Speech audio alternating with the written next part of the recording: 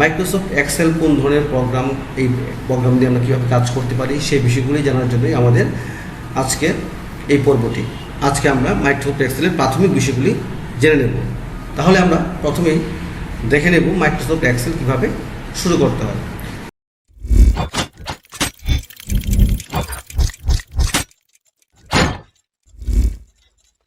এই কাজটার জন্য প্রথমেই আমরা স্টার্ট বাটনে ক্লিক করব।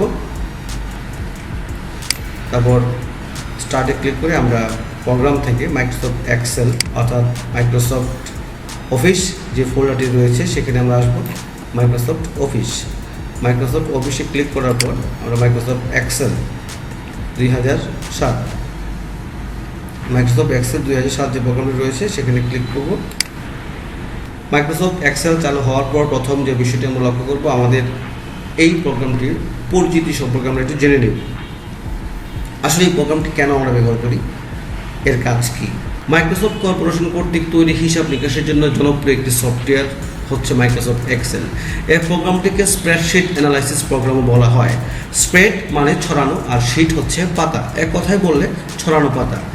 বিশালাকার একটি শিটে প্রচুর তথ্য সংরক্ষণ করার ব্যবস্থা রাখা হয়েছে এই প্রোগ্রামটিতে। প্রোগ্রামটির কাজ করার নির্ধারিত জায়গাকে ওয়ার্কবুক বলা হয়, আর প্রতিটি ওয়ার্কবুকে প্রাথমিকভাবে 3টি শিট থাকে, প্রয়োজনে সেটিও বৃদ্ধি করা যায়। এবং যে বিষয়টি আপনি গুরুত্ব দিয়ে জানবেন সেটি হচ্ছে যে এক্সেলের প্রতিটি শিটে কয়টি কলাম থাকে, কয়টি রো থাকে এবং কয়টি সেল থাকে। এক্সেলের প্রত্যেকটি শিটে 16,384টি কলাম রয়েছে এবং প্রতি শিটে মোট রো সংখ্যা হচ্ছে 10,48,576। একটি শিটে মোট সেল সংখ্যা অর্থাৎ মোট ঘরের সংখ্যা হচ্ছে 17,98,69,69,184। তাহলে আমরা ভাবতেই পারি যে এই প্রোগ্রামটি কত বৃহৎ। অর্থাৎ কিছুক্ষণ আগে আমি বললাম যে ওয়ার্কবুকটি হচ্ছে ছড়ানো পাতা, তো সেক্ষেত্রে অনেক তথ্য আপনি এখানে সংরক্ষণ করে রাখতে পারেন। এই জন্য এই প্রোগ্রামটি বিশালাকার প্রোগ্রাম হিসেবে ধরা হয় হিসাব নিকাশের জন্য। মাইক্রোসফট এক্সেলের সবার উপরে লেখা রয়েছে বুক 1 মাইক্রোসফট এক্সেল, অর্থাৎ মাইক্রোসফট ওয়ার্ডের মতো সেম জিনিস এখানে, অর্থাৎ টাইটেল বার। সেই টাইটেল বারের সবার উপরে বাঁদিকে বুক 1 মানে হচ্ছে যখন আমি এই ওয়ার্ক বুকটাকে সেভ করবো কোনো নাম দিয়ে, তখন সেটা একটা নামকরণ তৈরি হবে এবং কোন প্রোগ্রাম সেই প্রোগ্রামের নাম দেওয়া রয়েছে মাইক্রোসফট এক্সেল। কিছুক্ষণ আগে আমরা জানলাম যে এই এক্সেলের একটি ওয়ার্কবুকে 3টি শিট থাকে। সাধারণত এই শিটগুলি কোথায়, যদি আমি এই ওয়ার্কবুকের সবার নিচের দিকে খেয়াল করি, আপনারা লক্ষ্য করছেন যে শিট 1, শিট 2 এবং শিট 3 তিনটে ঘর দেওয়া রয়েছে। শিট 1 বর্তমানে অ্যাক্টিভ রয়েছে। শিট 2তে ক্লিক করার পর শিট 2 আমাদের সামনে আসবে এবং শিট 3 ক্লিক করার পর শিট 3 সামনে আসবে। এভাবে প্রতিটি শিটে কিন্তু একই পরিমাণ জায়গা থাকে, অর্থাৎ একটি শিটে রো, কলাম, সেলের সংখ্যা কিন্তু একই পরিমাণ। রো, কলাম এবং সেল সবই কিন্তু সম পরিমাণ এখানে রয়েছে। তাহলে প্রশিক্ষণার্থীরা মাইক্রোসফট এক্সেল লেকচার 1-এ লার্নিং ওয়ার্কশিট ফান্ডামেন্টালস, এখানে কয়েকটি টার্ম দেওয়া রয়েছে যে আমরা কোন বিষয়গুলো দেখব। তার মধ্যে creating workbook, understanding MS Excel Windows environment, editing cell contents, moving between worksheet, naming and saving worksheet, opening workbook and renaming worksheet এবং ক্লোজিং ওয়ার্কবুক অ্যান্ড কোয়াইটিং এক্সেল। এই বিষয়গুলোর মধ্যে অনেক বিষয় রয়েছে, অনেক কমান্ড রয়েছে যেগুলি কিন্তু আপনার মাইক্রোসফট ওয়ার্ডে আপনি করেছেন। সেক্ষেত্রে একই রকম কমান্ড থাকবে, আপনার বুঝতেও সেটা সুবিধা হবে। তবে সেক্ষেত্রে অবশ্যই ভালোভাবে বিষয়গুলি আপনাকে পর্যবেক্ষণ করতে হবে। তাহলে দেখে নিই আমরা কীভাবে সেই কাজটি করবো। তার মধ্যে প্রথম কাজটি কিন্তু আমি দেখে দিয়েছি, ক্রিয়েটিং ওয়ার্কবুক। অর্থাৎ একটি ওয়ার্কবুক আমরা কীভাবে শুরু করেছিলাম, মাইক্রোসফট এক্সেল চালু করার সঙ্গে সঙ্গে কিন্তু একটি ওয়ার্কবুক ছিল, কিন্তু তবুও যদি আমাদের কাজের প্রয়োজনে ওয়ার্কবুক দিতে হয়, মাইক্রোসফট ওয়ার্ড হচ্ছে ডকুমেন্ট আর এক্সেল হচ্ছে ওয়ার্কবুক। তাহলে দেখে নিই কীভাবে সেই কাজটি করতে হয়। তাহলে প্রশিক্ষণার্থীরা মাইক্রোসফট এক্সেল শুরু করার পর কিন্তু প্রাথমিকভাবেই একটি ওয়ার্কবুক থাকে, কিন্তু যদি কাজের প্রয়োজনে আপনাকে সেই ওয়ার্কবুক নতুন করে আবার নেওয়ার প্রয়োজন হয়, সেক্ষেত্রে আপনি কী করবেন, সেক্ষেত্রে আপনি অফিস বাটনে ক্লিক করবেন। অফিস বাটনে ক্লিক করার পর নিউ যে কমান্ড রয়েছে সেই নিউ কমান্ডটি ক্লিক করতে হবে। নিউতে ক্লিক করার পর এখানে লেখা রয়েছে ব্ল্যাঙ্ক ওয়ার্কবুক, অর্থাৎ আপনি যেহেতু কি নতুন ওয়ার্কবুক নেবেন সেক্ষেত্রে অবশ্যই সেটি হবে ব্ল্যাঙ্ক ওয়ার্কবুক। ক্লিক করার পর আপনাকে নিচের দিকে, অর্থাৎ এই নিউ ওয়ার্কবুক যে ডায়লগ বক্সটি রয়েছে তার নিচের দিকে ক্রিয়েট নামের যে বাটনটি রয়েছে সেই ক্রিয়েট বাটনে ক্লিক করতে হবে।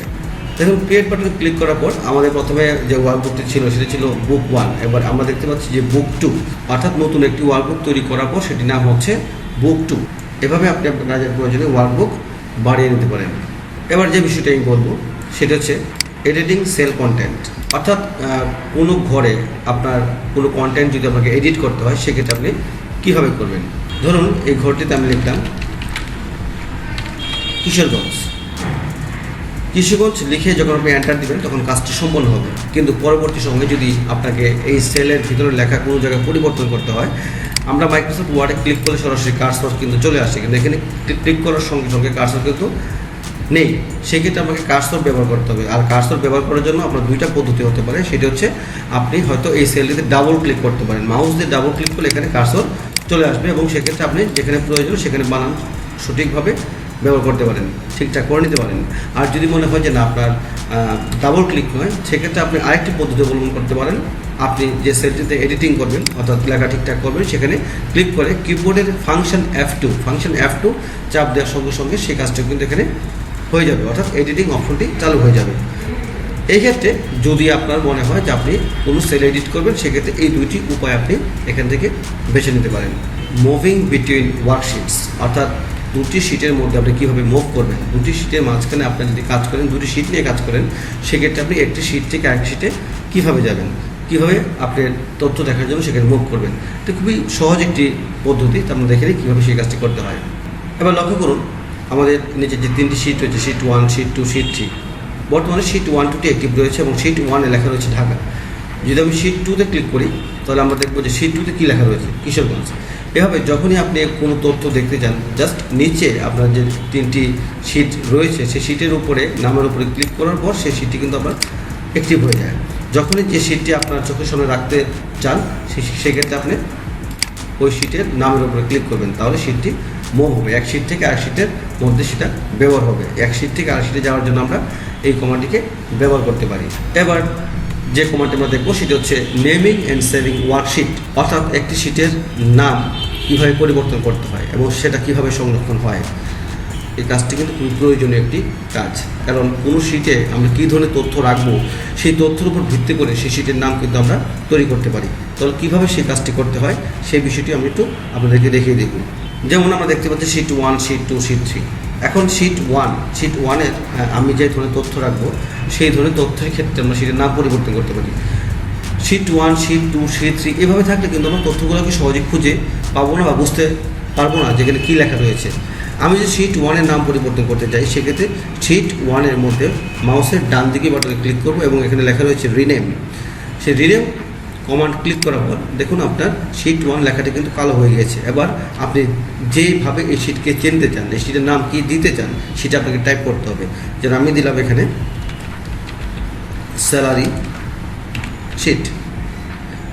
শিট লেখার পর সেটাকে কার্যকর করার জন্য অবশ্যই আপনাকে কিবোর্ড থেকে এন্টার প্রেস করতে হবে। এবার এন্টার প্রেস করার পর আপনারা লক্ষ্য করুন যেখানে শিট 1-এর পরিবর্তে চলে আসছে স্যালারি শিট। এভাবে প্রতিটা শিটের কিন্তু নাম আমরা পরিবর্তন করে নিতে পারি। আমি আবারও শিট 2-কে এবার একটু নামটা পরিবর্তন করবো। সেক্ষেত্রে শিট 2-এর উপরে মাউস ক্লিক করার পর মাউসের ডান দিকে বাটনে ক্লিক করবো এবং সেখান থেকে চলে আসবো রিনেম। এবার এখানে আমি দিলাম ভয়েস স্টেটমেন্ট। তাহলে প্রশিক্ষণার্থীরা এখন কিন্তু আমি সহজেই বুঝতে পারবো যে আমার তৈরিকৃত স্যালারি শিট কোথায় আছে, ভয়েস স্টেটমেন্ট কোথায় আছে। এভাবে যখনই আপনি কোনো শিটে কাজ করবেন সেক্ষেত্রে আপনি শিটগুলির নাম পরিবর্তন করে সেটিকে ব্যবহার করতে পারেন।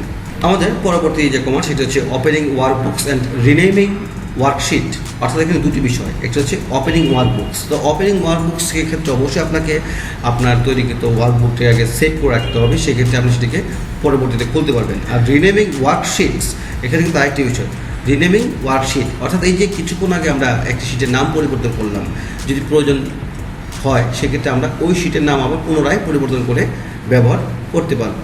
তাহলে এই দুটি কাজ কীভাবে করতে হয় আমরা একটু দেখে নিই।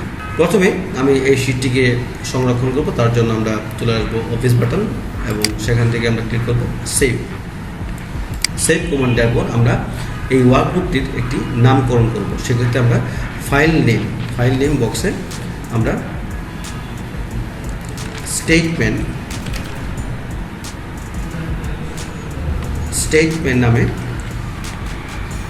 ফাইলটিকে সংরক্ষণ করবো। তাহলে আমরা ফাইল নেম দিলাম স্টেটমেন্ট এবং সেটাকে আমি ডেস্কটপে সেভ করলাম, ডেস্কটপ দিয়ে আমি সেটাকে সেভ দিলাম। এবার লক্ষ্য করুন যে আমাদের উপরে বুক 1 বা বুক 2 তার পরিবর্তে কিন্তু স্টেটমেন্ট নামটি চলে এসেছে, অর্থাৎ আমাদের এই এক্সেলের ওয়ার্কবুকটির নাম কিন্তু এখন স্টেটমেন্ট। এবার আমি এই ফাইলটিকে ক্লোজ করে দিলাম। পরবর্তী সময়ে যদি ফাইলটিকে আমার খুলতে হয় তাহলে অবশ্যই আমরা ওয়েল বাটনে ক্লিক করবো এবং সেখান থেকে আমরা ওপেন কমান্ডটিকে ব্যবহার করব। ওপেন কমান্ড ক্লিক করার পর অবশ্যই আমাদের ফাইলটি যেখানে সেভ করা হয়েছিল সেটা হচ্ছে ডেস্কটপ। ডেস্কটপ ক্লিক করার পর আমার ফাইলের নাম ছিল স্টেটমেন্ট। স্টেটমেন্ট সিলেক্ট করলাম, সিলেক্ট করার পর আমরা ওপেন কমান্ডটিকে প্রয়োগ করব। এবার দেখুন ওপেন কমান্ড প্রয়োগ করার পর কিন্তু ফাইলটি আমার খুলে গিয়েছে। এভাবে যে কোনো ওয়ার্কবুক আমরা নাম দিয়ে আমাদের প্রয়োজনীয় লোকেশনে সেভ করতে পারি। এবার আমরা দেখে নেব কীভাবে একটি ওয়ার্কশিটের নাম পরিবর্তন করতে হয়। যেমন এখানে আমাদের দুটি ওয়ার্কশিট রয়েছে, একটি হচ্ছে স্যালারি শিট আর একটি হচ্ছে ওয়ার্ক স্টেটমেন্ট। এই দুটি যে আমাদের শিট রয়েছে, যদি কোনো কারণে আমাদের এই শিটের নাম পরিবর্তন করতে হয় সেক্ষেত্রে আমরা সেই কাজটি কীভাবে করব। সেই কাজটি করার জন্য আমরা প্রথমেই মাউসের ডান দিকে বাটনে ক্লিক করব এবং রিনেম নামের যে কমান্ডটি রয়েছে সেই রিনেম কমান্ডকে আমরা প্রয়োগ করব। তো রিনেম কমান্ড দেওয়ার পর আপনারা লক্ষ্য করছেন জায়গাটা কিন্তু সিলেক্ট হয়ে গিয়েছে, তো নামটি সিলেক্ট হয়ে গিয়েছে। এখন এই নামটি যদি পরিবর্তন করার প্রয়োজন হয় সেক্ষেত্রে আপনাকে নতুন নাম টাইপ করতে হবে। যেমন এবার আমি দিলাম রেজাল্ট শিট। রেজাল্ট শিট লেখার পর আপনি লক্ষ্য করছেন যে এখানে রেজাল্ট শিট নামটি হয়ে গেছে এবং নামটিকে কার্যকর করার জন্য অবশ্যই আপনাকে ওই পূর্বের মতোই এন্টার কমান্ডটি দিতে হবে, অর্থাৎ এন্টার প্রেস করার সঙ্গে সঙ্গে নামটি কিন্তু রেজাল্ট শিট হিসেবে তৈরি হয়ে গেছে। ঠিক এভাবে আমরা আমাদের একটি ওয়ার্কবুকের সেভ করবো সেটাকে খুলতে পারি এবং একটি ওয়ার্কশিটকে আমরা নাম পরিবর্তন করে ব্যবহার করতে পারি। আমাদের সর্বশেষ যে কমান্ডটি আমরা দেখতে পাচ্ছি সেটি হচ্ছে ক্লোজিং ওয়ার্কবুকস অ্যান্ড কোয়াইটিং এক্সেল, অর্থাৎ ওয়ার্কবুক কীভাবে বন্ধ করা হয় এবং এক্সেলকে কীভাবে বন্ধ করতে হয় সেই বিষয়টি আমরা এবার দেখে নেব। খুবই সহজ পদ্ধতি, সেগুলি আপনারা MS ওয়ার্ডেও দেখেছেন, তারপরেও আমি সেটা আপনাদেরকে দেখিয়ে দিচ্ছি। এক্সেলে যখন আমরা কাজ করি তখন আমাদের দুটি বিষয় এখানে অ্যাক্টিভ থাকে, একটি হচ্ছে আমাদের ওয়ার্কবুক আর একটি হচ্ছে আমাদের প্রোগ্রাম। এখানে আমরা দেখতে পাচ্ছি যে স্টেটমেন্ট এবং dash Microsoft Excel. The statement কি? স্টেটমেন্ট হচ্ছে ওয়ার্কবুক আর এক্সেল হচ্ছে আমাদের প্রোগ্রামের নাম। সেক্ষেত্রে আমি যদি স্টেটমেন্ট অর্থাৎ আমাদের যে ওয়ার্কবুকটি রয়েছে সেটিকে আমি বন্ধ করতে চাই, সেক্ষেত্রে অফিস বাটনে ক্লিক করে আমরা ক্লোজ বাটনটি সিলেক্ট করে নেব। মাইক্রোসফট এক্সেল যে প্রোগ্রামটি এখন চালু রয়েছে সেই প্রোগ্রামটিকে বন্ধ করার জন্য আমরা ডান দিক থেকে ক্লোজ বাটন ক্লিক করতে পারি, অথবা অফিস বাটনে ক্লিক করার পর আমরা সবার নিচ থেকে এক্সিট এক্সেল যে কমান্ড দেওয়া রয়েছে সেই কমান্ডটি আমরা প্রয়োগ করতে পারি এবং এই কমান্ডটি প্রয়োগ করার পর আপনারা লক্ষ্য করছেন সরাসরি কিন্তু প্রোগ্রামটি বন্ধ হয়ে গিয়েছে। ঠিক এইভাবে আমরা আমাদের এক্সেলের পুরো প্রোগ্রামকে সরাসরি বন্ধ করতে পারি। তাহলে প্রশিক্ষণার্থীরা আমাদের আজকের আলোচনায় যা ছিল সেই বিষয়গুলি কিন্তু আমরা একটি একটি করে এবং প্রত্যেকটি বিষয় বিস্তারিত কিন্তু আমরা জেনে নিলাম যে কীভাবে সেই কাজগুলি আমাদের করতে হয়। তাহলে প্রশিক্ষণার্থীরা আমাদের নতুন প্রোগ্রাম এক্সেলের আজকে প্রথম লেকচার ছিল।